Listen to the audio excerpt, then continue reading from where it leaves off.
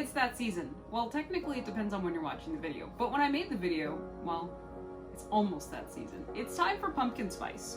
I am not a huge fan of pumpkin spice, can I just tell you? But that doesn't matter because I want you to have safe pumpkin spice. Now, there are some brands, you know how we feel about Spicely. Top 8 free, great company, all the good stuff. They, I believe, sell a pumpkin pie spice. You can buy it pre-made or you can make it. Now, I'm using their bulk cinnamon. I buy it in bulk. I actually buy quite a few of their spices in bulk, and for good reason. Great deal, you guys. And then I'm using their standard size jars of these other items. So let's get started. First off, I have this really cute metal canister, and that's how we're gonna put it all together. Because what I really want you guys to see, it's got this cute little mesh lid, and I'll link to it for you guys, but this makes it really easy to shake.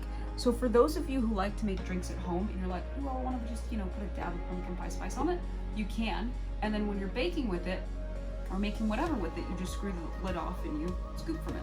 So these are really great. And then what I like to do is put a little sticker label on the outside and then the date that I made it. That way I don't forget. Or the expiration date. To figure out the expiration date, you'll look at all your seasonings, and the one that expires the soonest, that's the expiration date of the blend, okay? So we're going to start with cinnamon. That is the base of pumpkin pie spice. I'm just gonna get these put in. And now I'll move on to the nutmeg. Oh, so good. Now, if you have a seed allergy, you won't be able to use nutmeg. You can also kind of do what you like. If you see our ratios and you go, I'm not a huge nutmeg fan, pull back a little bit. Don't use as much. Next, we're going to put in some cloves.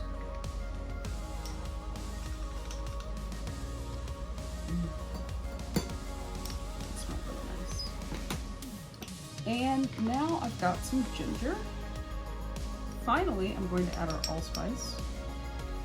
It has a really nice floral note. Okay, and there you have it. This is what it looks like. I'm just going to grab a fork. I'm just going to grab a knife. And I'm just going to mix it up, just like this. And I'm sure you can see all the little particles going into the air, so I'm doing it very gently. There you have it. It smells like pumpkin pie. Would you like the smell?